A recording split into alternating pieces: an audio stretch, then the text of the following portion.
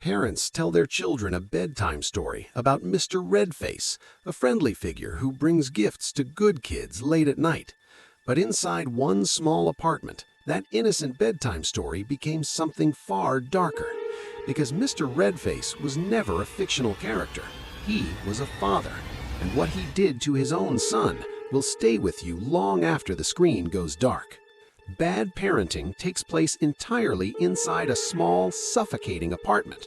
No open world, no escape, just four walls closing in on a family that is quietly destroying itself.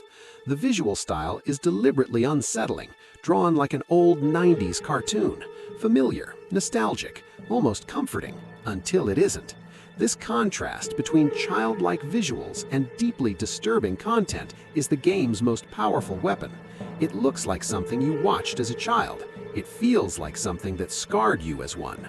Ron is the heart of the story, a small boy with a yellow face, black hair, and red blush marks on his cheeks.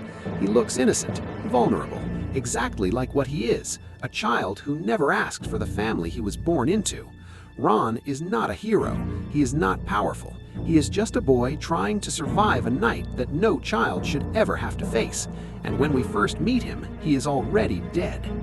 Bruce is Ron's father, bald, cold, barely holding himself together.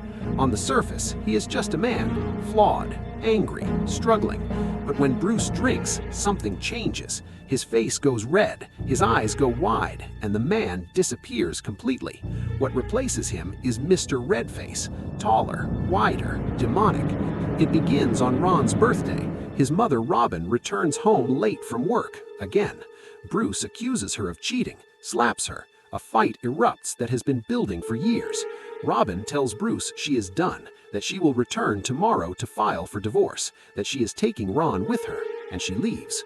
Bruce is alone, drunk, furious, and Ron is still in the apartment. That night, Bruce makes a decision that cannot be undone. He goes to Ron's room, he strangles his own son, and he snaps his neck.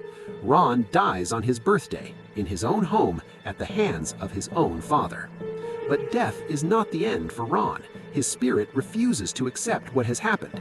Instead of moving on, Ron transfers all his memories of his death into a doll, a small figure that looks exactly like him, except its neck is broken. This doll becomes Ron's guide through the dream world, a twisted reflection of the apartment he lived in, dark, distorted, haunted by everything that happened within those four walls. In the dream world, Ron eventually finds Bruce, but what he finds is not the monster he expected. Bruce is in a blank white room, trembling, whispering over and over, "Please stop punishing me." He is being tormented by a vision of Ron's corpse, his own guilt manifesting as supernatural horror.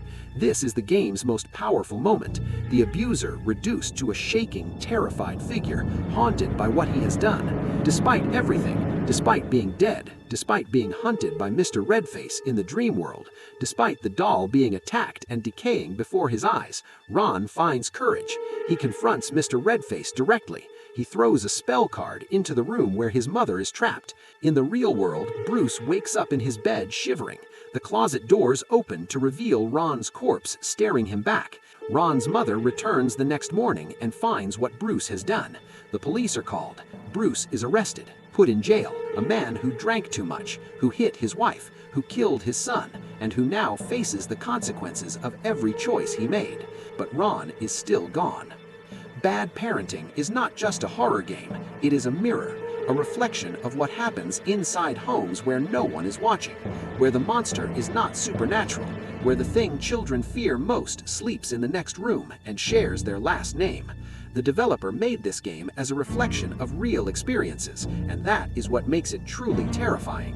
If you want to know what happens next in Bad Parenting 2, that video is coming soon. Subscribe so you don't miss it.